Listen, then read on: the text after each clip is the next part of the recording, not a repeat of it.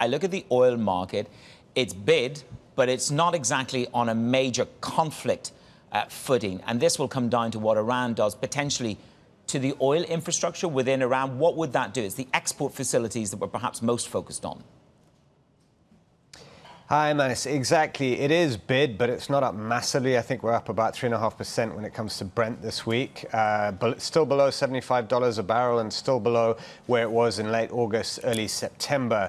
We are seeing a bit more action in the options market, and there do seem to be quite a few more buyers of $100 call options, for example. And call options are now becoming, they are now more expensive than puts again. But as you said, the market will probably react more once it knows what Israel's response is to this barrage of missiles that Iran fired at it on Tuesday evening.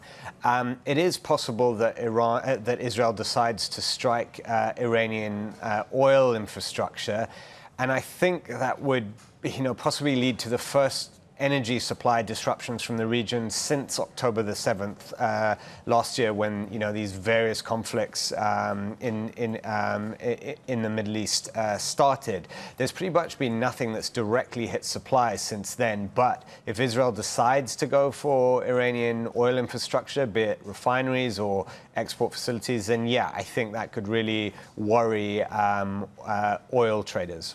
I mean, I look back when the Houthis hit Saudi infrastructure, and on that day, oil ratcheted by 20%. So we are nowhere near there. I think the risk for this market is, of course, as you say, the options market is bid. It's on the supply side, and OPEC is ready to put more supply back on the market. But the Journal article about $50 oil, it looks like OPEC are refuting that.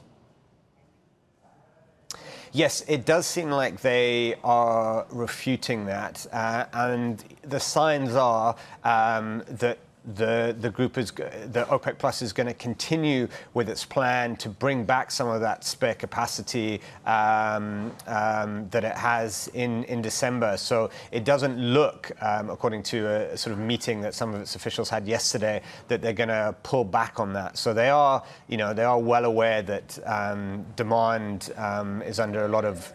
global demand is under a lot of strain at the moment, and there is quite a bit of supply growth from outside OPEC Plus at the moment, and 2025 looks like it's going to be an oversupplied oil market. But nonetheless, they seem like they're going to go ahead with their plan to boost supplies starting from December. But just to stress again, I think it is possible that things change once Israel makes known what it's going to do. And a lot of people think we'll find out in the next few days.